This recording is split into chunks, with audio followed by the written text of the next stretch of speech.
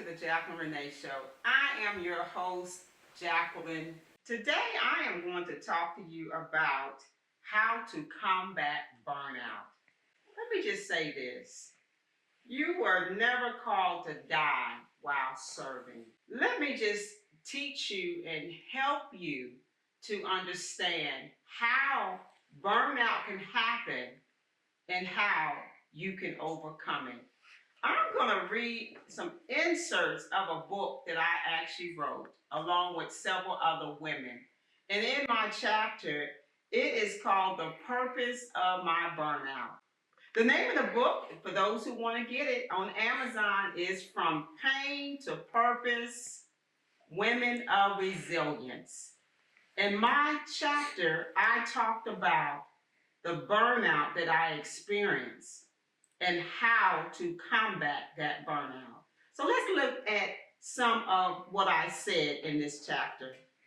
I said in October of 2019, mentally and emotionally, I fought to stay above the waves and the waters with counseling members, encouraging family members, empowering pastors' wives, you, worldwide. I tried to be a wife.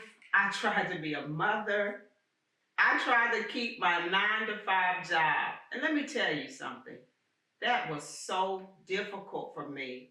But I didn't realize how it was just breaking my body down. And so also I have in here, after so many years in ministry and working full-time on a job, it began to weigh on me.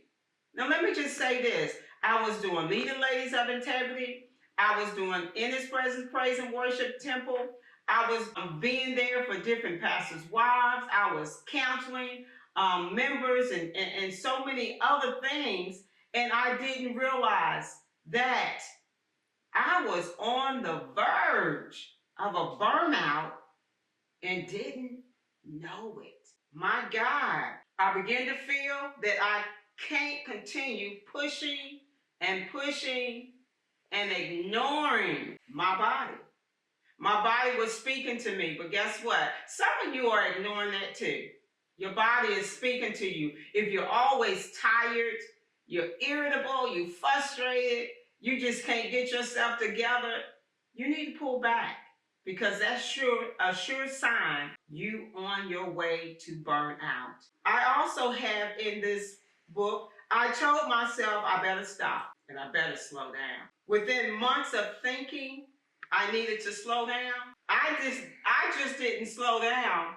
Guess what I did? I shut down. My whole body just shut down. And guess what?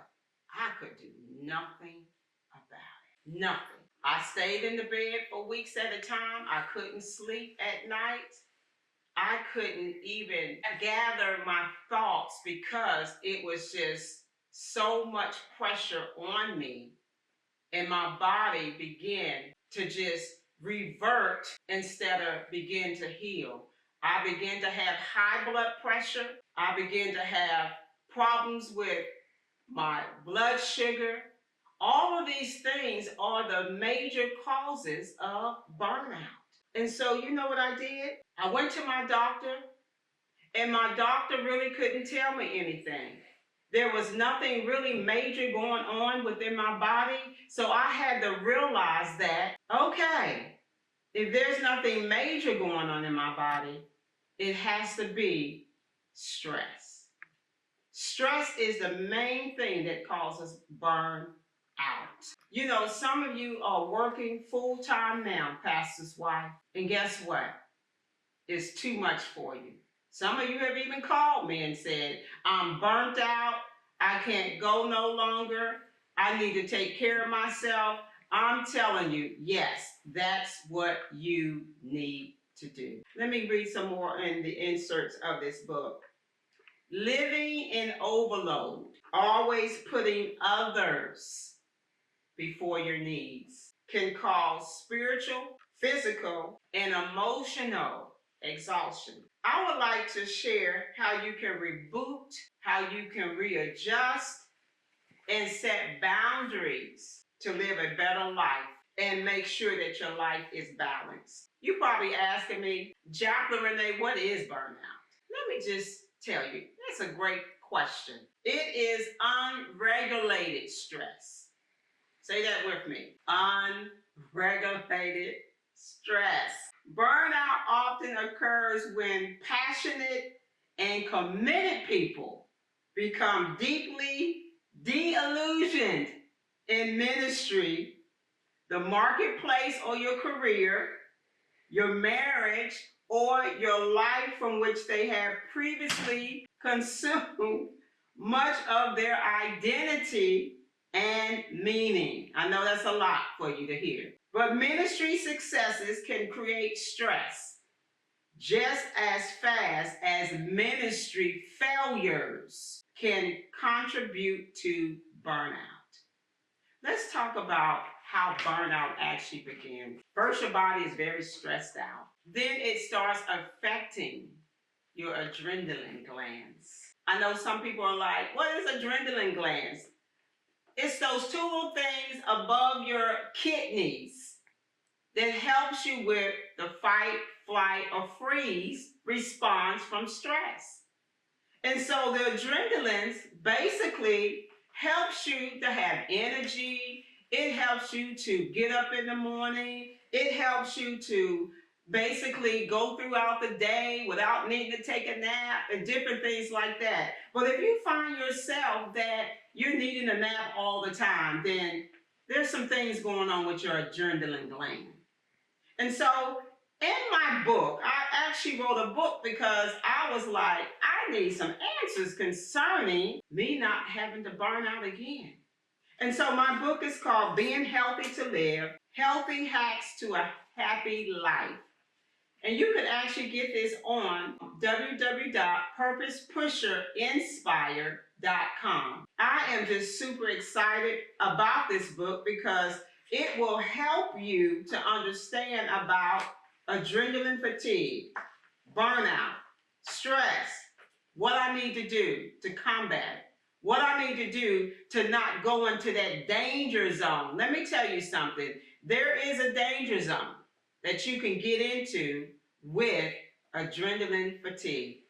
So in my book, it says what stresses the adrenaline glands. The adrenaline glands are meant to stop or to adapt the body to stressors. They are essential. Let me say this. They are essential to everyday health. They produce hormones that help your body distribute fat and protein. It regulates sugar and inflammation, and it promotes cardiovascular function, and it reduces the stressors in your life. However, when these stressors override, and this is what adrenaline fatigue is being override by, I keep doing things that I know I need to slow down in. You keep ripping and running, as my mother used to say. You ripping and running, you tired, you're burnt out, and so you need to slow down. I need you to say that to yourself. Slow down. So it also says that, however, when these stressors override our ability to adapt effectively, the body becomes weaker and a chronic stress becomes hardwired into our system. This is what leads to adrenaline fatigue. It's just overworking. It's just going to bed at 3 o'clock every morning. Some of you go to bed late when you should be getting into bed 10 o'clock. You have to rest your body. It's very important. And I tell people all the time, there is a time limit to where your body needs to be up running. And so you need to understand that at a certain time, your lungs needs to be regenerated. At a certain time, your heart needs to be regenerated. Your kidneys, all your major organs. But how does it get regenerated? You got to go to sleep. You can't think that it's going to be regenerated and you're still working it.